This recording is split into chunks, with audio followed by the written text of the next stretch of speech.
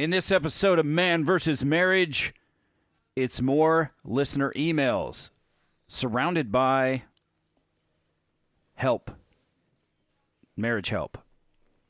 I'm kind of struggling with what to call these so it doesn't seem like the same one. But we'll be right back on the other side.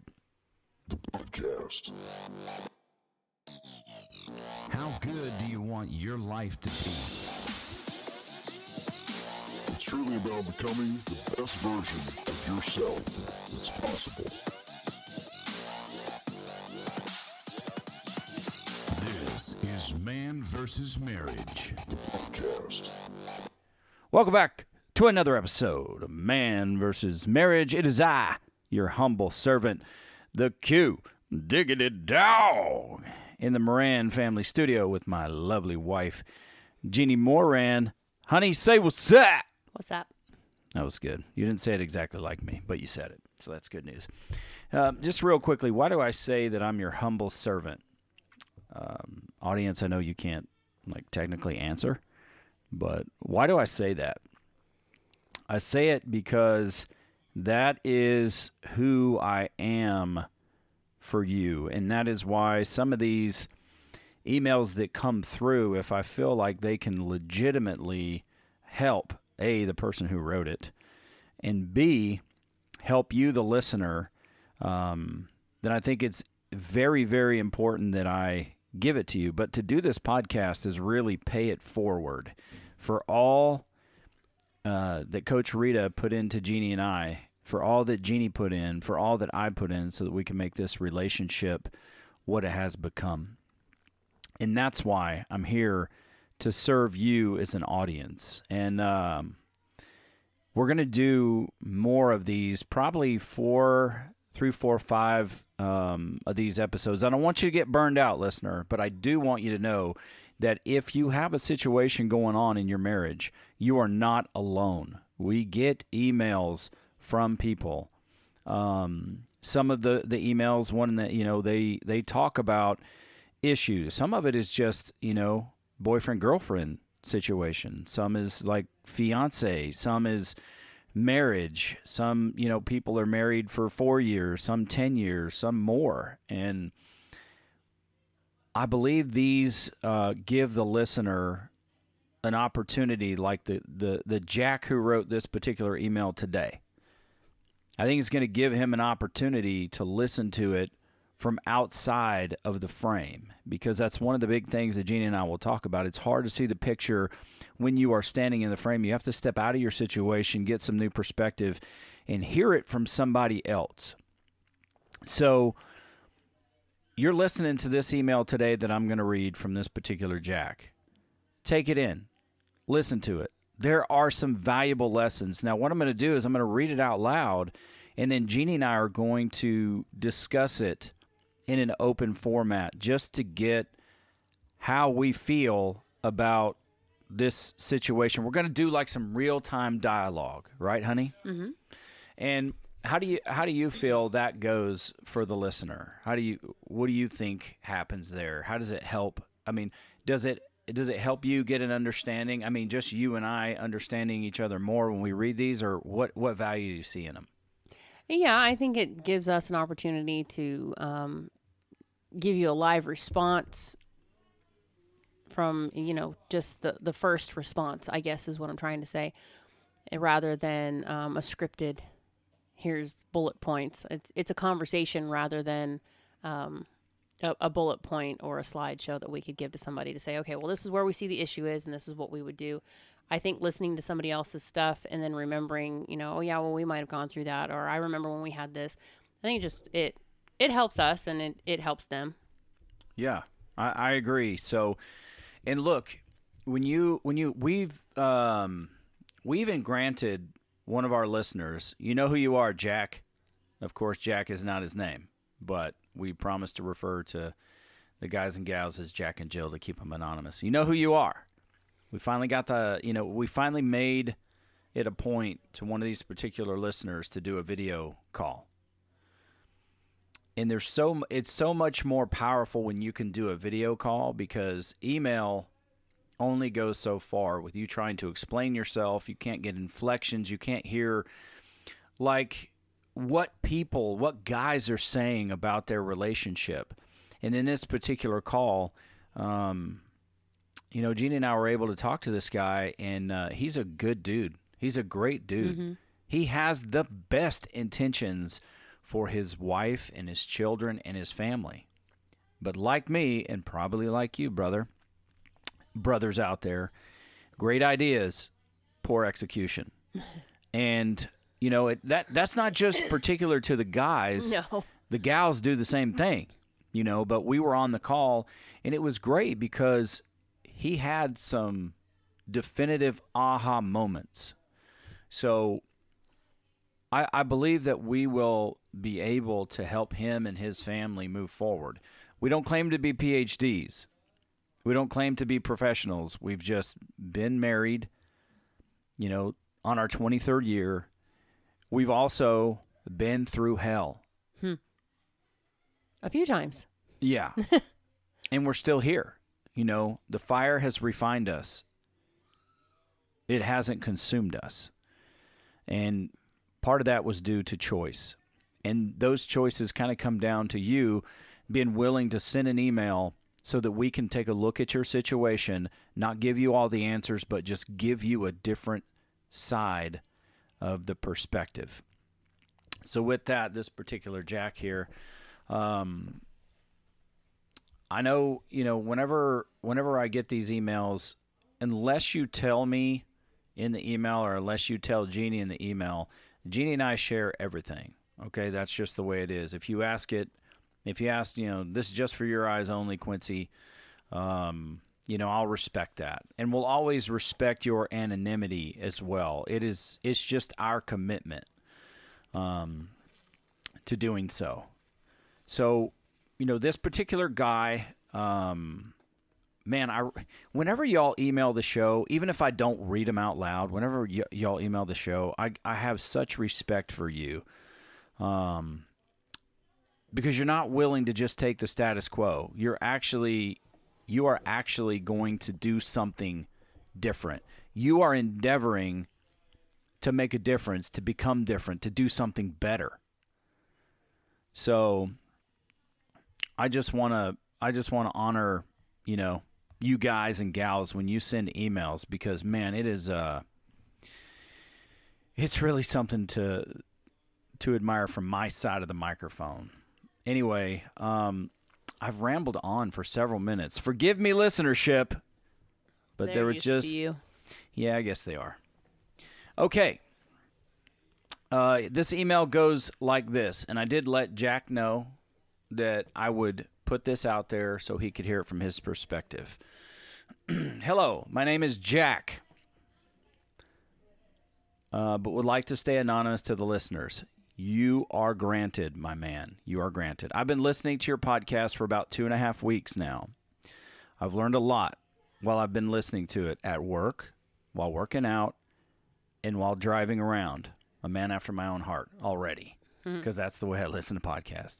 I'm on episode 73. You're a freaking stud. You are consumer of the month. That's the reason why I started. It was because my wife of 4 years, we've been together for 8, has been going to online counseling for about 5 weeks now. And on the 3rd week of it, I joined in and was informed that she was no longer happy with our marriage and thought she would be better off alone as a mother and a person, which absolutely blindsided me. That is absolutely a red flag, obviously. That goes without saying.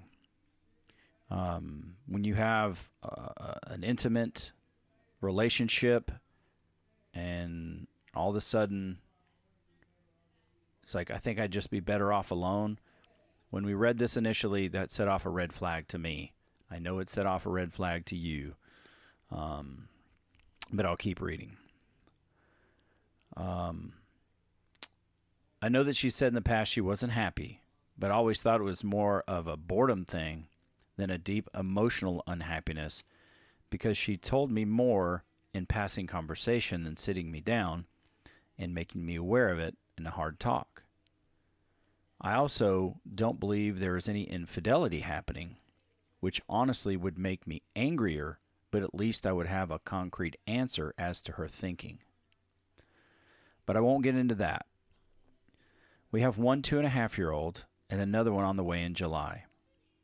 As far as our roles in our household, she's the breadwinner, and I work but have an hourly job, which provides flexibility to pick up our daughter from daycare when there's a COVID outbreak or whatever, as well as watch her on Fridays when we don't have childcare. At home, the cooking and housework falls on my shoulders because her job is very demanding, and sometimes she doesn't get home until late, and on the weekends, she sleeps in very late, sometimes until 1 or 2 in the afternoon.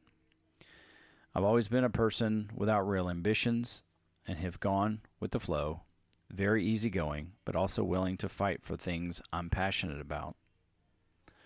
Since hearing during the online counseling just how unhappy she was, I've been taking strides to be a better listener as well as a better person by making goals for myself, unplugging when talking to her, working out again, and even starting my own handyman business to gain more self-fulfillment. Unfortunately, there's a shortage of babysitters in our area, and we have just been so busy that we haven't really had a date night in a while. Doubled with the fact that our daughter hasn't been sleeping well, so we've been exhausted by the time she finally goes to sleep. It is just difficult to get us time. Today we had a marriage counseling meeting, and she told me flat out that she wants to separate and that she is no longer in love with me. I'm absolutely devastated. And I told her that I'm still all in. But based on her reaction and her demeanor, in general, I think it's probably too late. She says that she feels like she would be better off on her own, and I just don't understand or agree with that feeling at all. Of course, I know she's her own person, and she's entitled to her own opinions, but I just don't get it. I don't want to give up, because I know I can be a better person.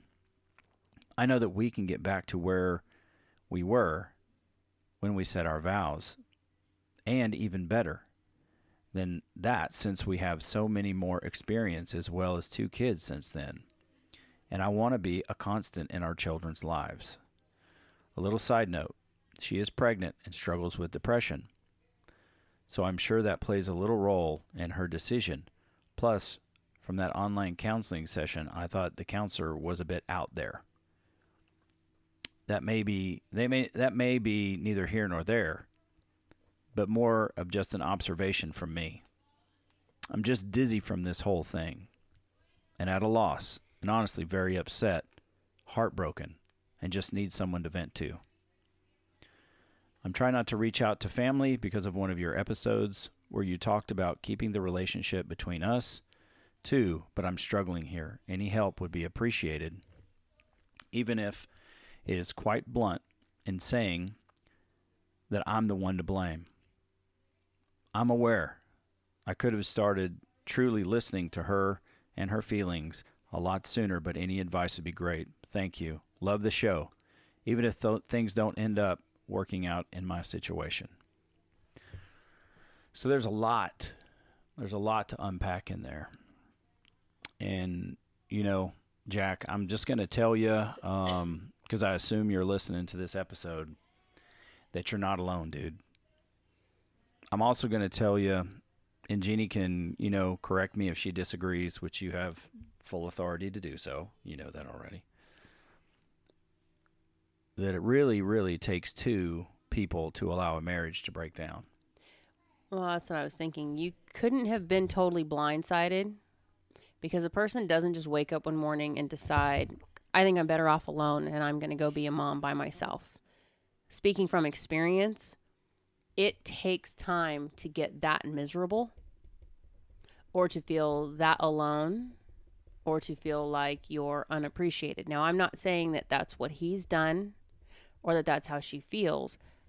I'm saying that's generally what happens when people decide they want to go their own way.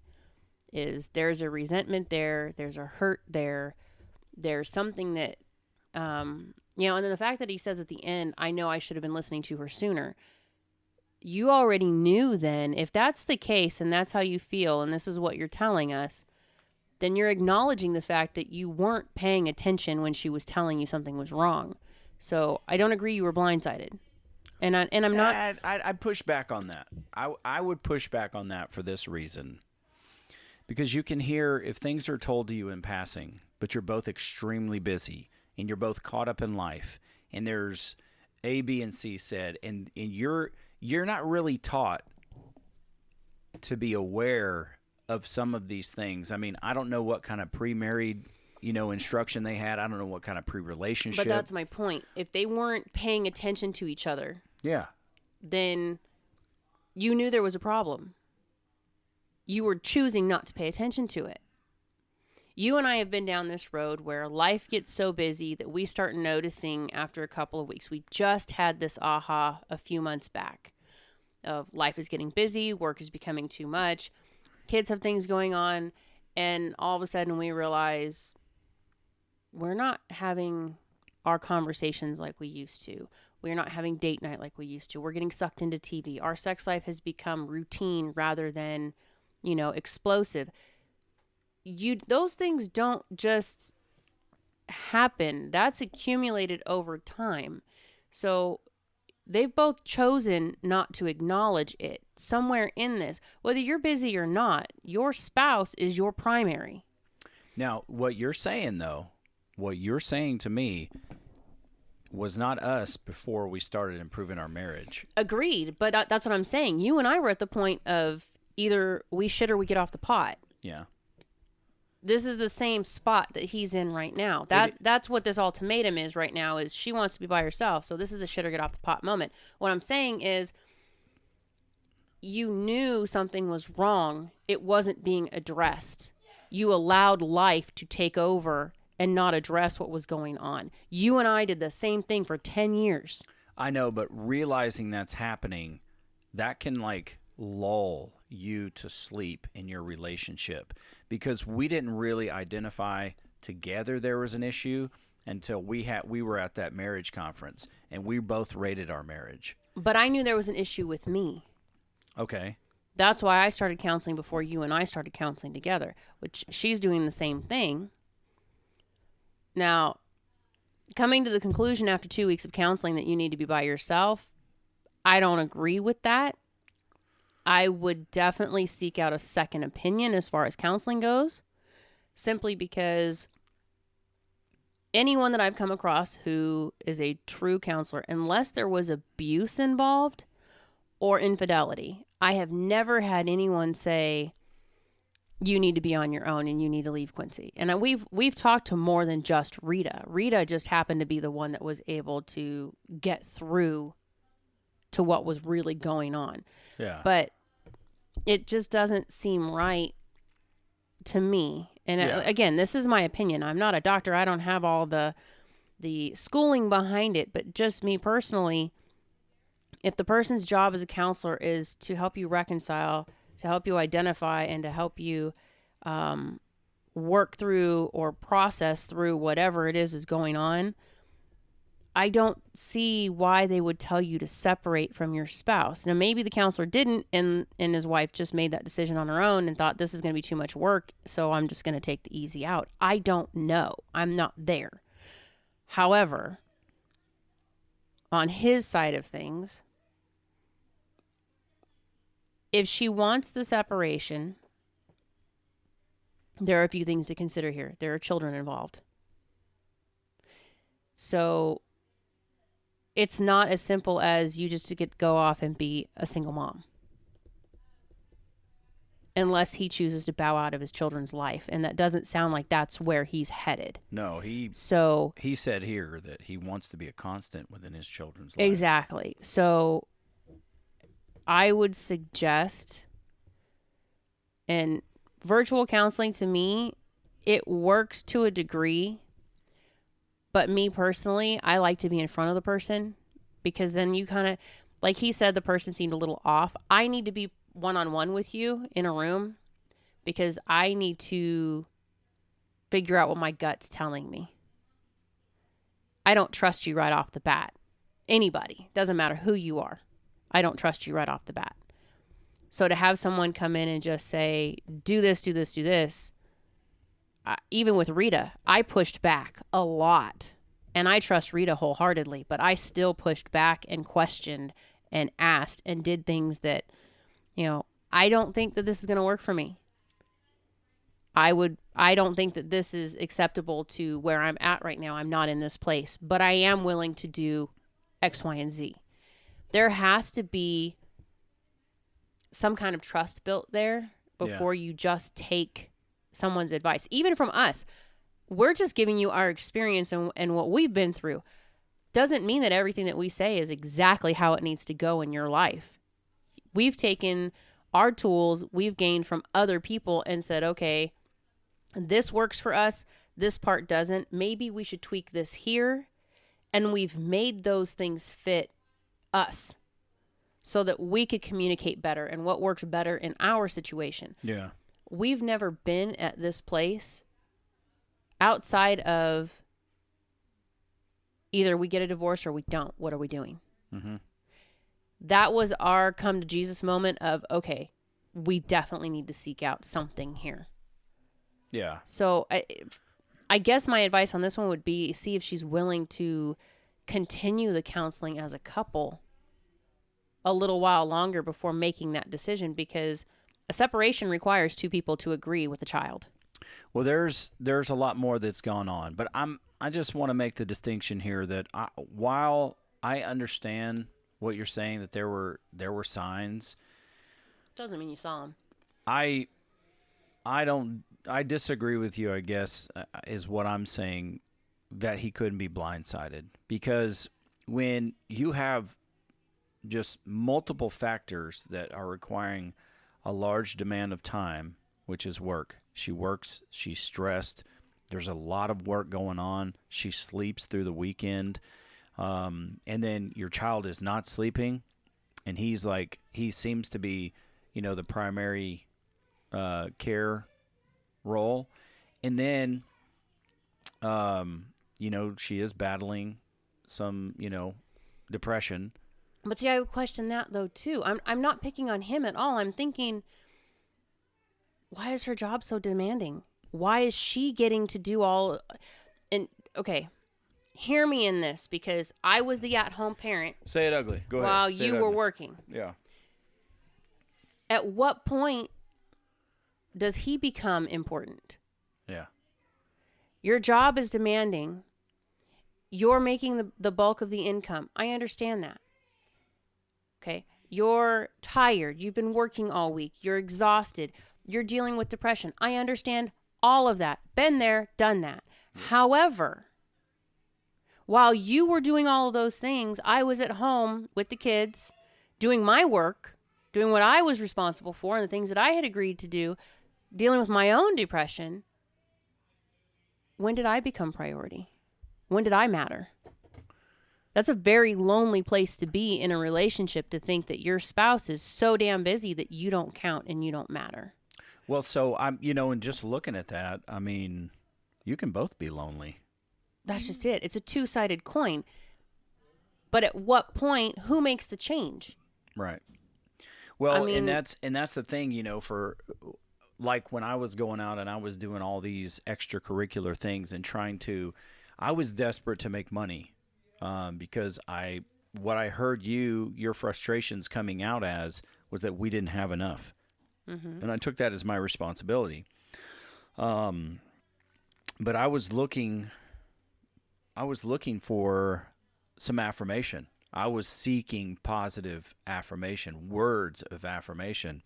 And if I would get out there and accomplish something, then I would finally affirm to myself. It's almost like in Rocky, as long as I'm still standing after the bell, I'm not a bum, but because I was not getting it at home. Mm-hmm. So I was unknowingly, as this unraveled, as it kind of all came out, I was out seeking these things, because I needed these positive affirmations to make me feel like I was somebody. Mm-hmm. I wasn't getting them at home. You were lonely.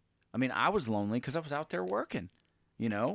I'm doing what I think is right, in order to take care of my family, I feel like I'm failing at it.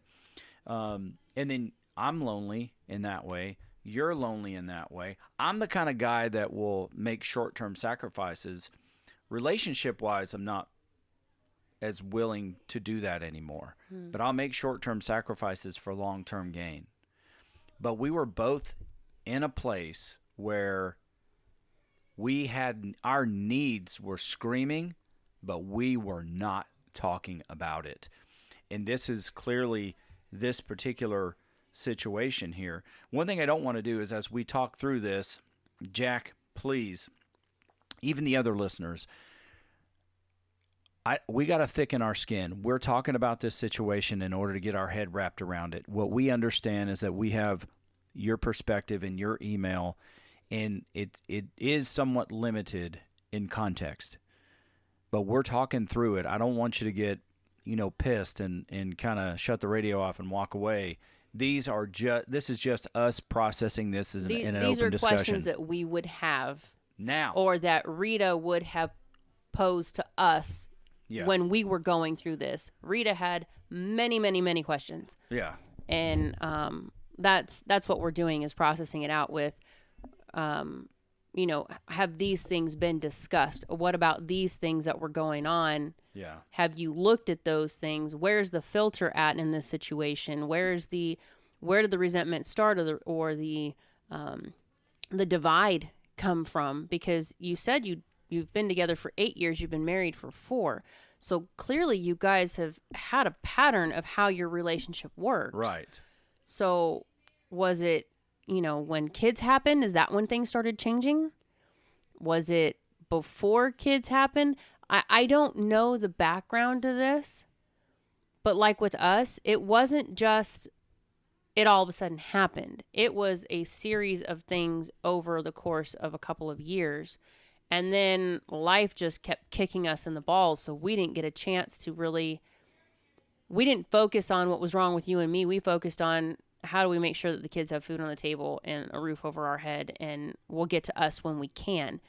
Unfortunately, much like this situation sounds like, that's where the rubber met the road, and it was like, okay, either we figure this thing out, or we're basically just roommates sharing a house. And what is apparent is there were some warning signs that he saw that he didn't address, because he himself thought it was from something else, not really, from not something so serious, maybe out of boredom as opposed to just out of loneliness, which we've talked about in some episodes before.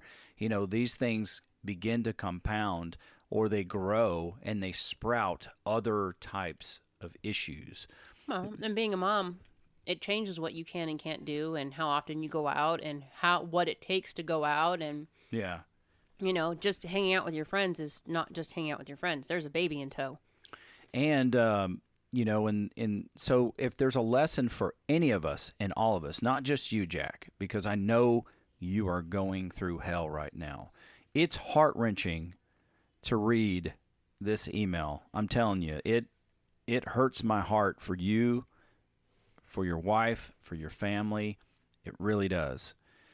But a lesson that can be absolutely taken away, whether this relationship is not too far gone and can be saved, or, God forbid, this relationship ends, we cannot take things in our life for granted. Not who we are, not, as far as becoming the best version of who we can be. And sometimes it takes a life-altering situation for that switch to be flipped in us and to no longer take things for granted. I'm sitting here telling you as a person who took things for granted. So I'm not saying it to be condemning and condescending. I'm saying it because I have been guilty of the same thing.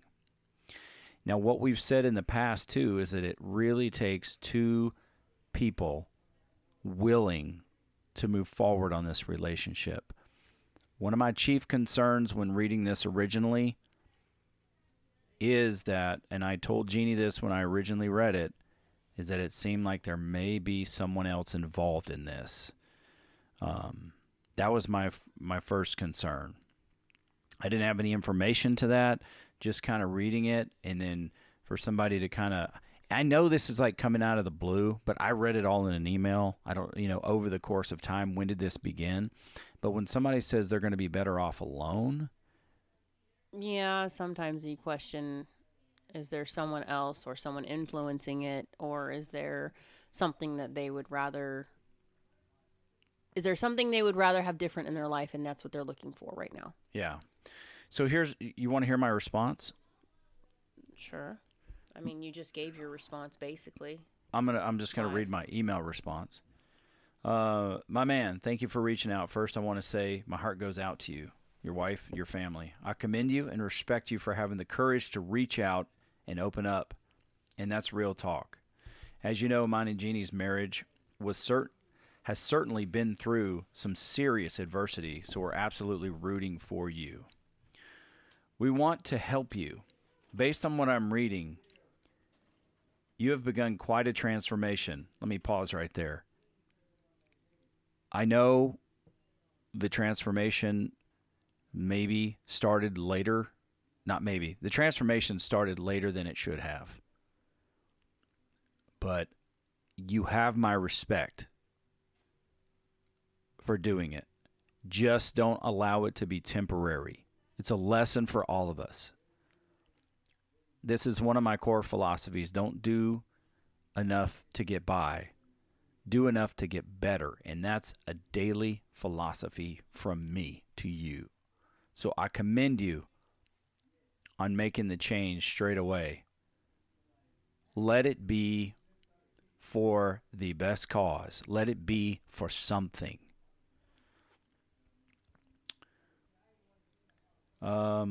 You've begun quite a transformation, and by all accounts, the situation has caused something in you to rise up and fight for what you love.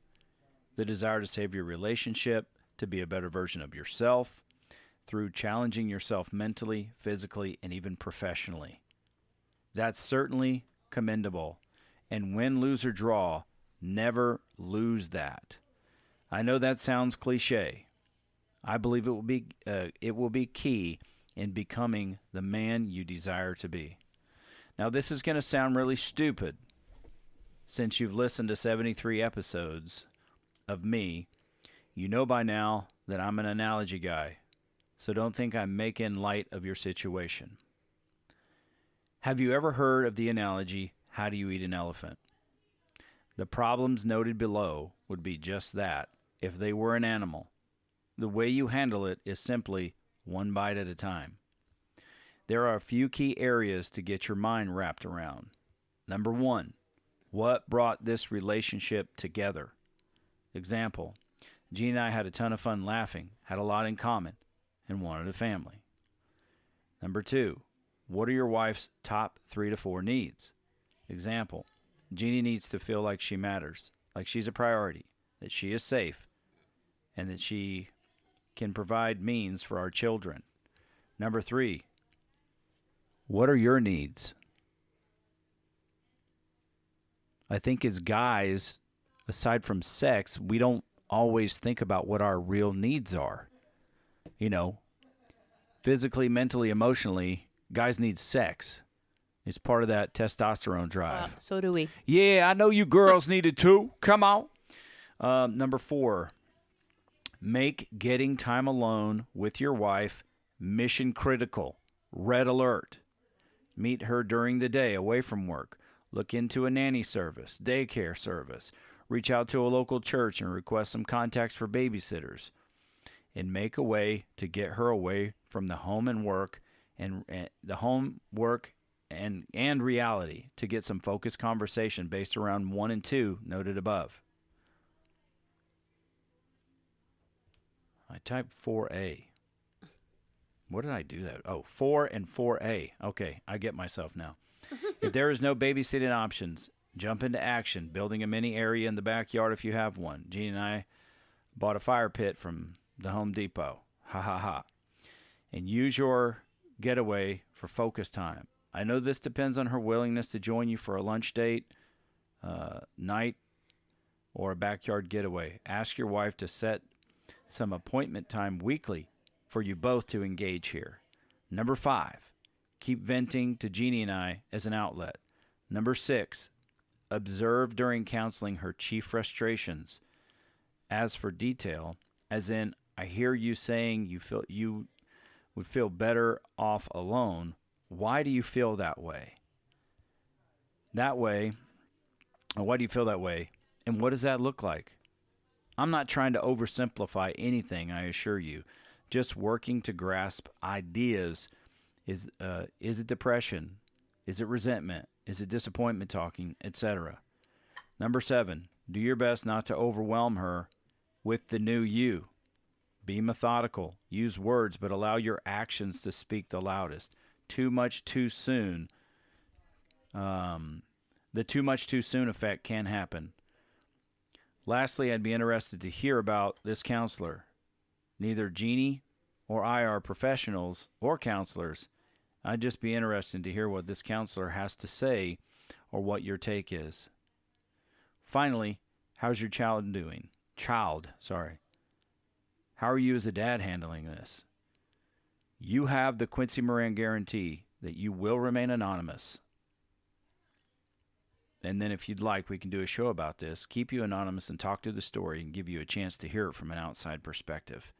And then we can talk about it in an open discussion type format, as well as give some dialogue for how to approach some of this using our relationship as an example, which we have done. Again, proud of you for taking steps and going all in. We are here to be your sounding board. All my best, the Q Dog. So that was my response. Now, the next few emails I'm not going to share until I get his downright permission to do so. Got it. But there is more to the story. And if there's any lesson for you guys that are out there listening, for our girls that are out there listening, for our men and women, if we can learn from Jack in this situation, if we can learn from mine and Jeannie's situation, and the countless marriages that we've talked to and that we interact with, is do not take your relationship for granted. We know that life gets busy. We've been in the fog. Before counseling, we were in the fog. We were surviving. We were in survival mode, full-scale operation. After counseling, after a year of counseling, we got better, but we still took some things for granted. 5 years into counseling or post-counseling, we were getting better, but we still got our butt kicked. Just when you think you know it all, life has a way of saying, well, have you tried this yet? After a decade of counseling, Jeannie and I were in a really tight spot at one point. You could go back and listen to it. I think it was episode 9 or 10. She was, becoming more recluse. Is that the word? Yeah. And, I was overthinking it, overanalyzing it. And really, it was hurting me emotionally, which was crazy. But with that being said, lesson number 1 here is don't take your relationship for granted. Don't allow life to cause you to go through the motions, something we're all guilty of.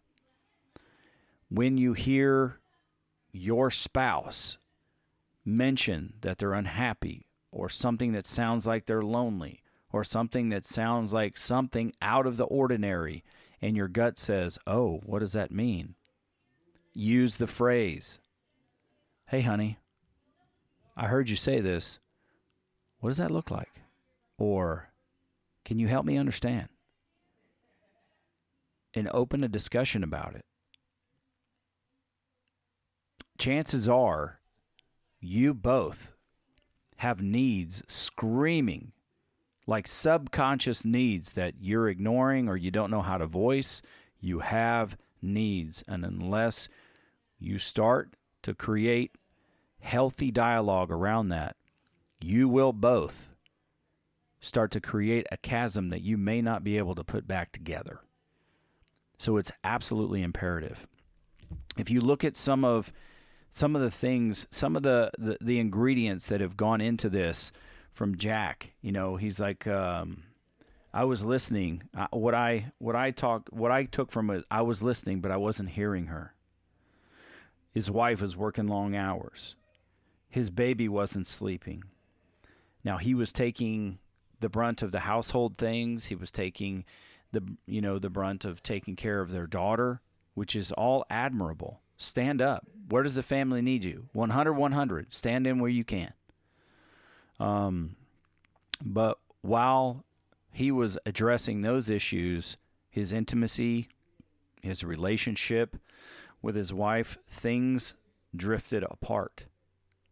Over the course of what time, I don't know, but these are just things that you should look at. And then he's a very easygoing guy, a go-with-the-flow guy. But if you go back to what initiated this relationship, have you forgotten those things? Have you taken those things for granted? Have they gone? Have they disappeared? And now you're just going through the motions day to day. I don't believe any of us ever appreciate being taken for granted. And maybe in this situation, he took his wife for granted, and she took him for I was granted. gonna say I would lean the other direction on this one, and that's just outside looking in. You don't have a family to let one person raise it, I agree. and you don't expect your spouse to carry all that weight while you just. I don't think it's fair, and this is just me. I don't think it's fair because as an at-home mom, in the beginning when you went out to work, my thought was you get to leave. You get to go out and socialize and talk to other people and do things amongst the living. I am in babyland, and I am stuck. Wherever I go, I have babies. Now, of course, I had more than one, so it's a little different for me. But I was wanting adult conversation, intimate conversation. I was wanting the affirmation that I was doing a good job because God knows I was doing a lot. But it just felt like you weren't happy, and I wasn't happy. And why am I doing all this if you're not going to be happy about it? You know, it's kind of, I'm trying to look at it from both sides of the spectrum here because me personally, I take offense when you're gone too long or you're working too hard, or if you're not working but you're home and your phone's going off or your computer's in your face and I'm trying to talk to you and you're like this because you're trying to answer an email. I take that personally because I don't matter at this moment.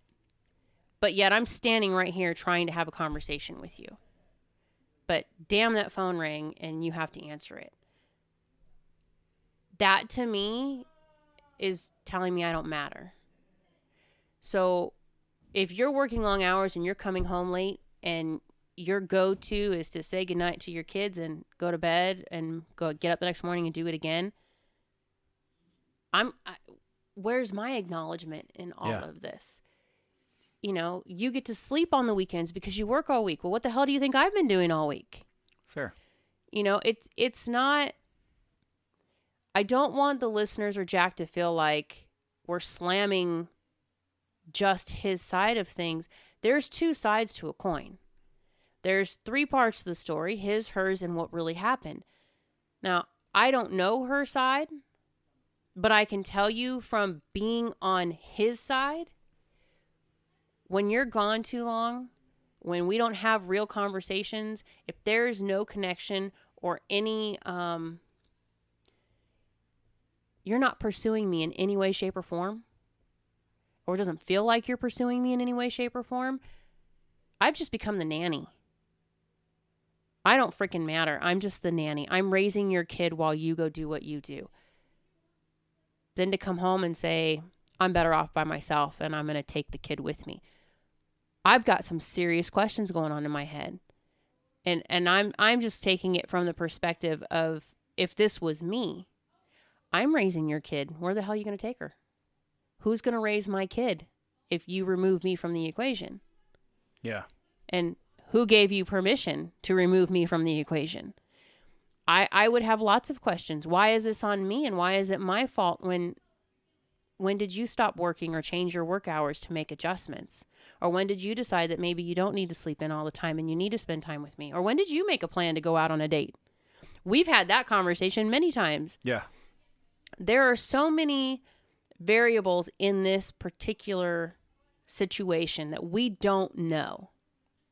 But just from where we've been and how we felt going through it and how we had to process what changes need to be made and how do we do this so that both parties feel like our needs are being met, and so that we both recognize and acknowledge we matter to each other. This is a marriage. We chose to be married. Mm-hmm. I chose to love you. I didn't just get up one day and suddenly I love you. I chose, and every day I choose it again and again and again.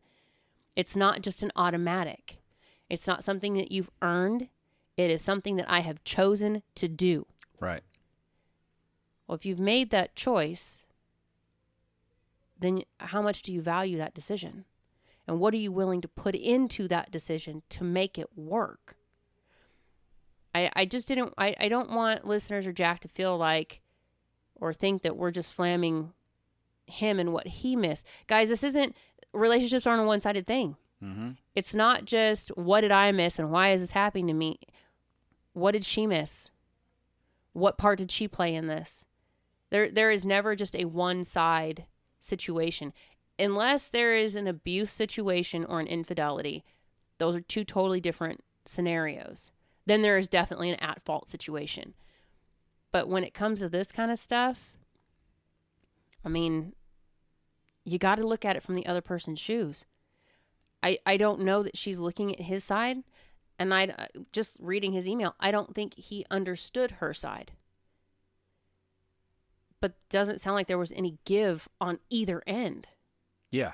Yeah, and I know we're missing plenty of context, but the things you can appreciate from what he's saying is that he immediately went into becoming a better man mode, and that's respectable. And that's kind of the lesson I step back to, to say, let's not wait till it gets there. Let's not wait till the heart attack to really start living our life. And right now, I'm really talking to myself. Let's not wait.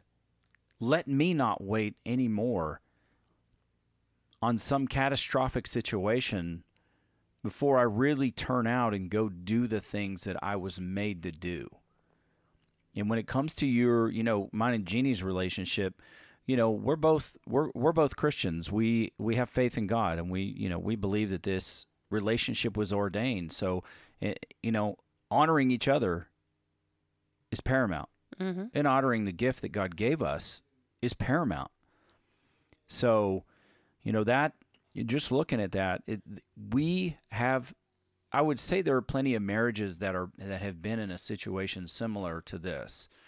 And that's why I'm saying the things that I have said to this point. While we have a limited view of what the total scope of this is, based on what we read and what we're understanding with as much context as we have,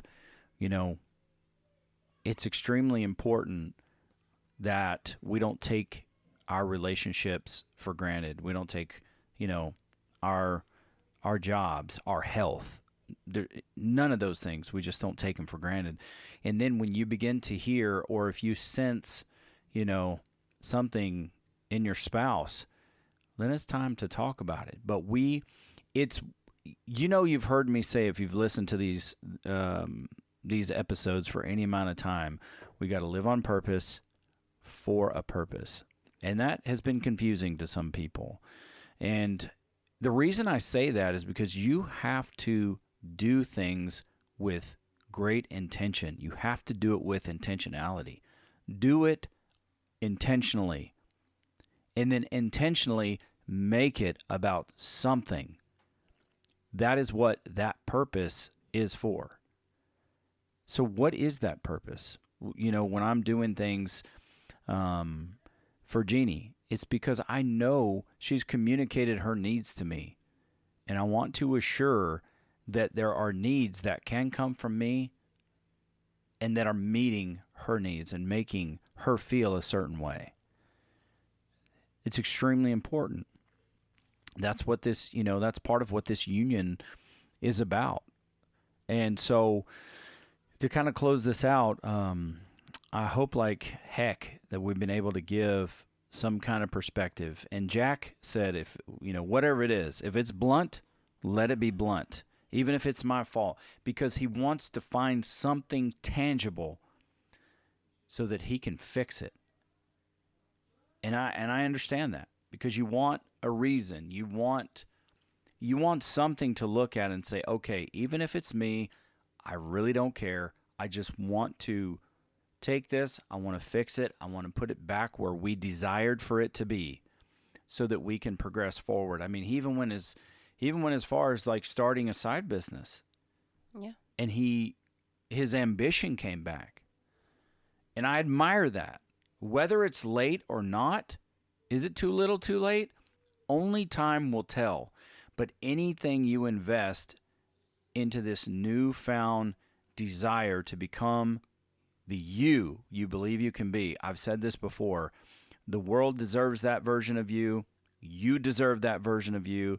And your loved ones in this life deserve that version of you. So continue to pour your time and effort in that. It's something that, you as a father, let's say, God forbid, y'all completely separate, you divorce, and you go on your different ways aside from your children. You want to be that constant in your children's lives. So frickin' do it. Frickin' do it all the way. Don't allow these terrible situations to disempower you. And I know it's easier said than done. And that's why we're here. Continue to vent to us.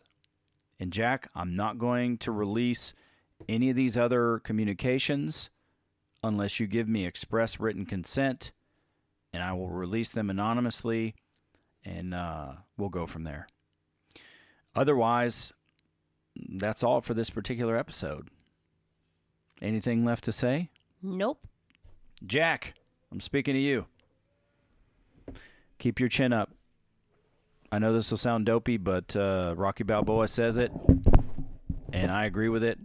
Keep punching. Keep going forward. We are here for you. Grace and peace be multiplied to you, bro. I am rooting for you. Jeannie and I are rooting for you. Go out there and get it done. She's Jeannie. I'm Quincy. We are the Morans, and this is Man vs. Marriage. The podcast. How good do you want your life to be? You gotta live on purpose, for a purpose. It's truly about becoming the best version of yourself that's possible. This is Man vs. Marriage, the podcast.